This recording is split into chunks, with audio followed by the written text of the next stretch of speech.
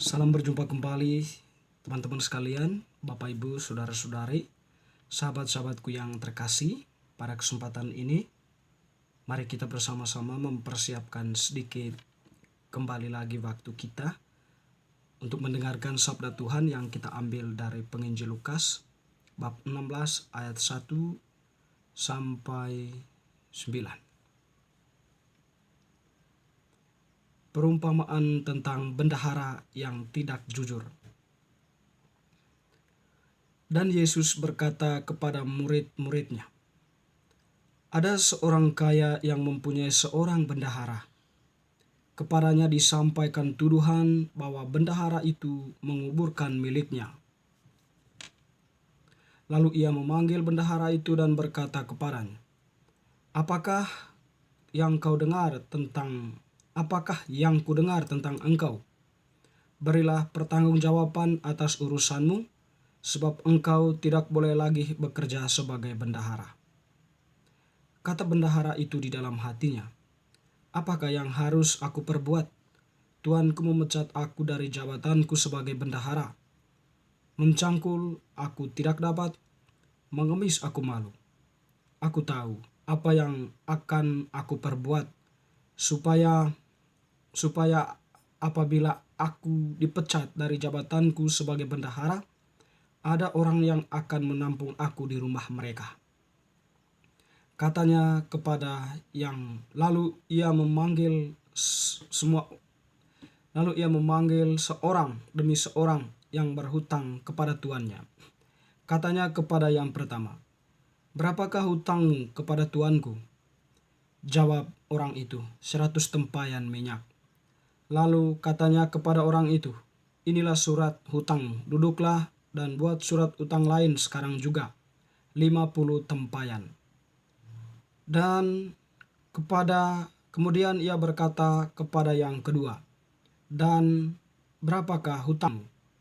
Jawab orang itu, 100 pikul gandum. Katanya kepada orang itu, 'Inilah surat hutangmu, buatlah surat hutang lain 80 pikul.' Lalu tuan itu memuji bendahara yang tidak jujur itu karena ia telah bertindak dengan cerdik.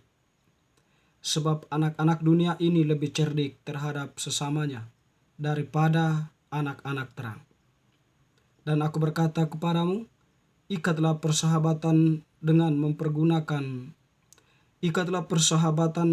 mempergunakan mamon yang tidak jujur, supaya jika mamon itu tidak dapat menolong lagi, kamu diterima di dalam kemah abadi."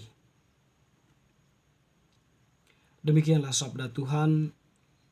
Terpujilah Kristus. Bapak Ibu, saudara-saudari yang terkasih, kalau kita mendengarkan sabda Injil tadi, diangkat sebuah perumpamaan oleh penginjil Lukas, yaitu perumpamaan tentang bendahara yang tidak jujur.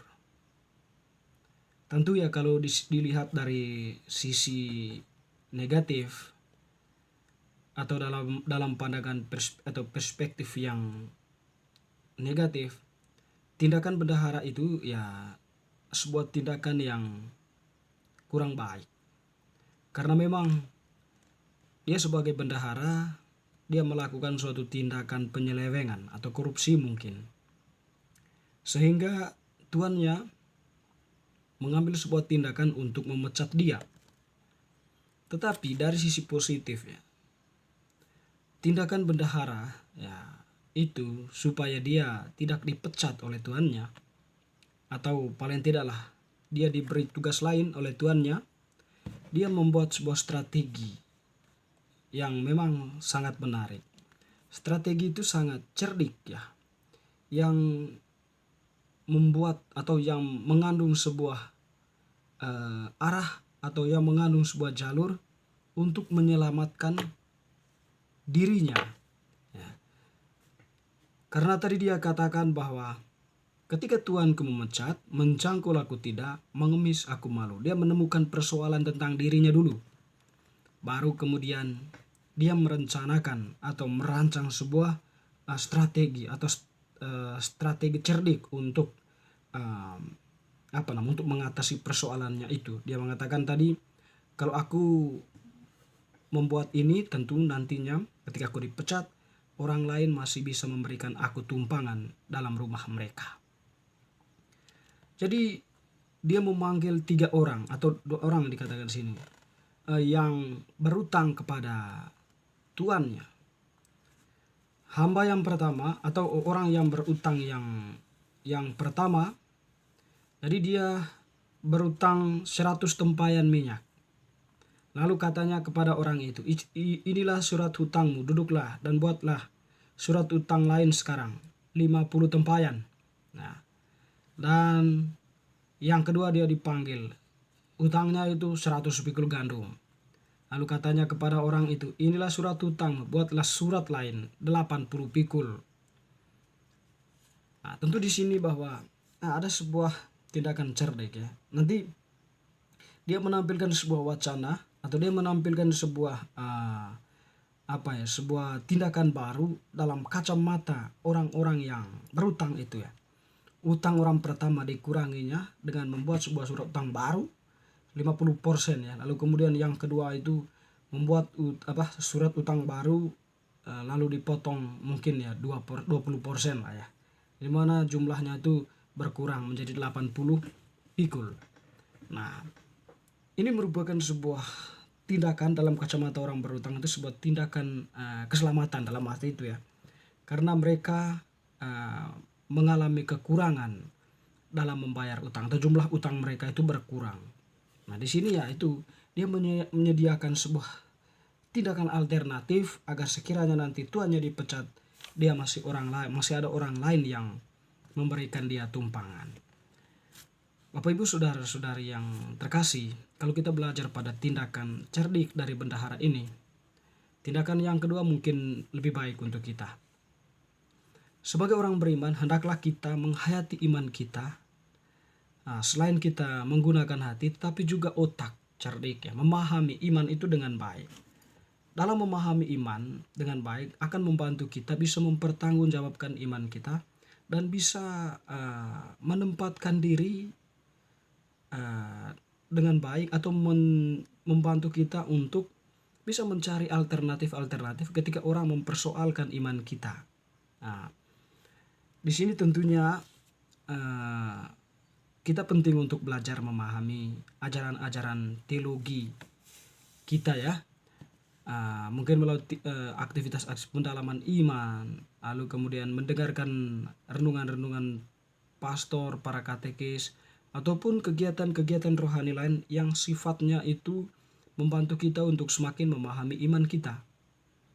Nah, dengan pemahaman iman demikian, tentu kita akan semakin diteguhkan dalam penghayatan iman dan juga ya bisa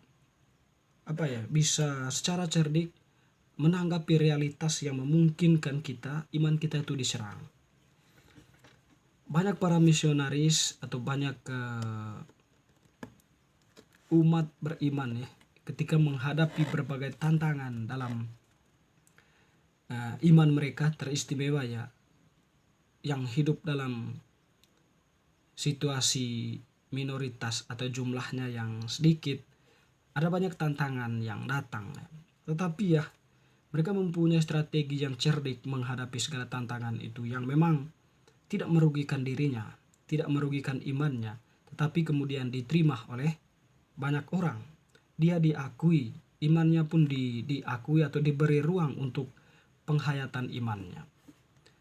Para misionaris atau orang kudus yang kita rayakan pada hari ini juga ya, tentu ketika dia pergi ke tanah misi, dia harus mempunyai strategi di mana imannya itu bisa diterima oleh orang banyak, atau dirinya paling kurang dirinya itu diterima oleh umat di situ dan tentunya pada umumnya masyarakat ya. Nanti kan pembawaan diri itu sangat penting dalam hal ini ya, belajar pada budaya orang-orang setempat dan sebagainya. Dan kita sebagai umat mungkin di sini lebih pada ya sebuah tindakan keramahan kita ya, yang lahir dari hati, ataupun ya adalah kegiatan-kegiatan yang memungkinkan merangkul semua orang yang ada di situ, yang memberikan aura positif untuk situasi di mana kita tinggal itu. Teman-teman saudara-saudariku yang terkasih, mungkin pesan yang penting untuk kita adalah penghayatan iman itu perlu juga menggunakan akal. penghayatan iman tanpa akal kita akan jatuh ke dalam ideologi tertutup, radikalisme. Nah, tetapi penghayatan iman dengan akal membantu kita untuk memahami iman kita dan juga memahami penghayatannya dalam konteks di mana kita berada. Semoga bacaan hari ini semakin meneguhkan iman kita. Amin.